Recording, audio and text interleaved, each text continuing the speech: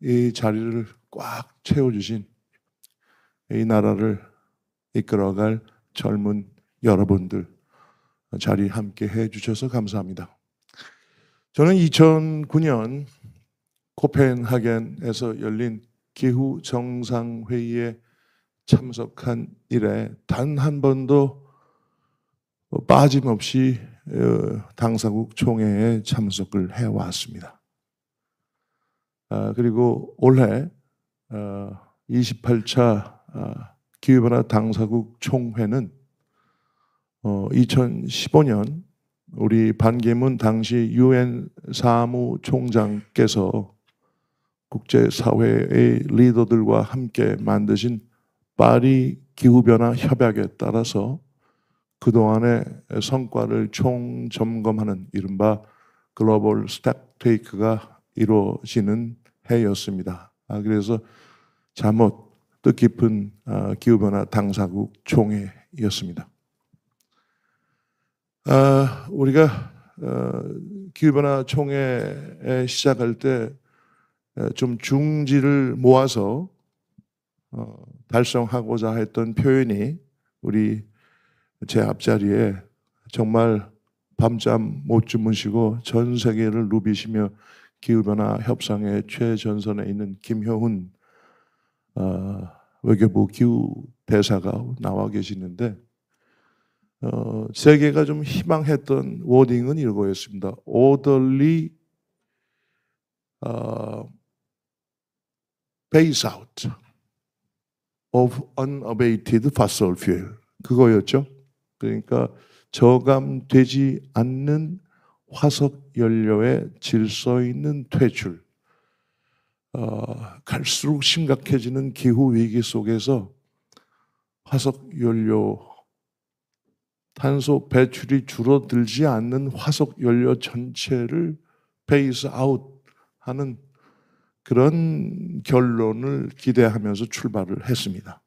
하지만 잘 아시는 바와 같이 산유국 그리고 화석 연료 다소비국, 특히 석탄 다소비국들과의 여러 가지 반발도 있고 해서 우리가 잘 아시는 바와 같이 transition away from fossil fuel, 화석 연료로부터 멀어지는 전환, 그것으로 귀결이 됐습니다.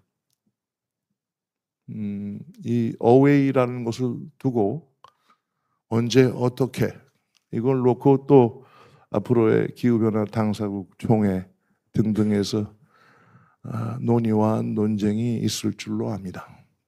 그런 면에서 보면은 이것이 또 다른 글로벌 토크쇼가 아니고 무엇이었느냐 이런 비판이 있는 것도 사실입니다. 하지만 그 이면을 볼 때 우리가 반드시 직시해야 될 일들이 있습니다. 특히 탄소 중립 녹색 성장 분야로 천문학적인 돈이 투입되고 있다는 점입니다. 첫날 나흘간 주최국인 UAE를 비롯해서 몇몇 나라들이 이른바 기후 분야의 재원 마련을 해서 힘을 모았는데요. 불과 나흘 만에 57억 달러가 570억 달러입니다. 이 57 빌리언 나흘 만에 모였고요. 이런 공적 자금이 폐회할 무렵에는 850억 달러가 모였습니다. 충분하냐고요? 충분하지 않습니다. 그래서 이 두바이 컨센서스라는 결론에 이렇게 표현이 되어 있습니다. 2030년까지 우리 각국의 NDC, 특히 개도국의 온실가스 감축을 이행하기 위해서는 5조 8천억 달러에서 5조 9천억 달러가 필요하다. 적응 분야에도 3,870억 달러가 소요될 것이다. 그리고 모두에게 적용되는 넷 제로를 위해서 청정 에너지 분야에 연간 4조 3천억 달러가 투입되어야 한다. 그리고 이 금액은 2030년부터 2050년까지는 연간 5조 달러 이상이 투입되어야 한다. 그렇습니다. 기후변화 위기가 워낙 심대해지고 있기 때문에 여기에 대응하는 우리의 대응 규모도 이제는 트릴리온 달러 규모로 커지고 있습니다. 제가 작년에 이집트에서 열린 기후변화 당사국 총회를 다녀오고 오늘과 같은 성격의 대국민보고회에서 앞으로 거론되는 것은 우리가 생각해왔던 것보다 공이 하나씩은 더 붙을 겁니다. 기억나시죠? 김혜원 대사님? 실제 그런 일이 펼쳐지고 있습니다. 그리고 기후위기를 반드시 우리의 인류의 생존이 걸려있기 때문에 반드시 대응하기 위해서 실제로 투입되는 기후테크 녹색 산업에 투입되는 자금 규모는 맥켄지 글로벌 연구 결과에 따르면, 조사 결과에 따르면 2030년까지 12조 달러가 투입될 것이라고 합니다. 11개 분야에서 에너지, 모빌리티, AI, 디지털, 기후 위기에 대응하는 기술, 산업이 앞으로 우리 2000년대 인터넷 버블을 기억하십니까? 그때보다 10배, 100배 큰 판이 벌려질 거라고 합니다. 이미 이 녹색 성장 분야에서 130개의 유니콘이 나타났습니다. 5개의 데카콘이 나타났어요. 그런데 이것은 시작에 불과합니다. 2030년까지 데카콘 300개, 유니콘 1000개가 나타날 것이라고 예고하고 있습니다. 하지만 이 거대한 대열에 한국의 기업은 아직 보이지가 않고 있습니다.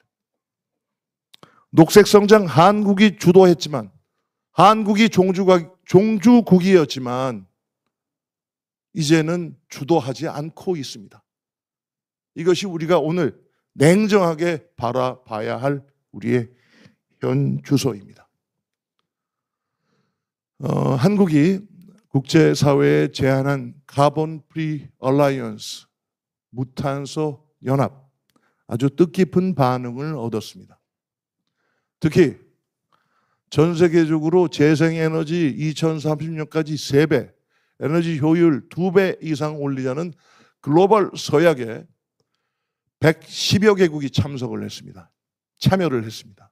그리고 또 다른 한편으로는 2050년까지 원전의 넷제로 연합에도 20개 가까운 국가가 참여를 했습니다. 우리 대한민국은 이 둘을 하나로 모아서 탄소 중립이라는 어마어마한 글로벌 목표를 이런 에너지 믹스의 균형을 통해서, 무탄소 에너지의 균형을 통해서 달성하자라는 커다란 목표를 제시했습니다. 그러나 이것이 정말로 커다란 성과로 다가오기 위해서는 우리의 에너지 시스템 자체가 세계적으로 인정을 받아야 합니다. 대한민국의 에너지 믹스, 세계적인 모범이 되어야 됩니다. 대한민국의 에너지 전력 인프라, 세계적 수준이 되어야 됩니다. 대한민국의 에너지 기술, 해상 풍력에서부터 차세대 원전에 이르기까지 세계적인 수준으로 가야 합니다. 그러나 무엇보다도 중요한 것은 대한민국의 에너지 가격보다 구체적으로는 전기 요금 체제가 선진화되어야 합니다. 국내에서 전기 요금 체제 하나도 제대로 합리화, 정상화하지 못한 상황에서 글로벌 에너지 시스템의 주도 국가가 한국이라고 얘기할 수는 없습니다. 우리 존경하는 정책위 의장님 나와 계시지만 전기 요금 좋아하는, 인상 좋아하는 정권 하나도 없습니다. 하지만 이 고비를 넘어서서 대한민국이 세계 에너지 소비 10대 국가입니다. 그리고 에너지 기술 발전 속도와 잠재력을 볼 때 세계 탑5가 될 수 있다는 것이 BCG나 맥켄지나 전 세계 글로벌 탑 컨설팅 회사들의 공통된 의견입니다.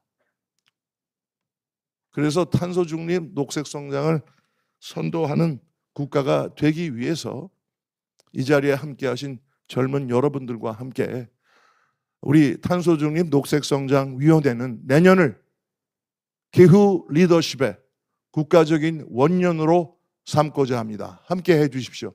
감사합니다. 네, 여러분 다시 한번 뜨거운 박수를 부탁드리겠습니다.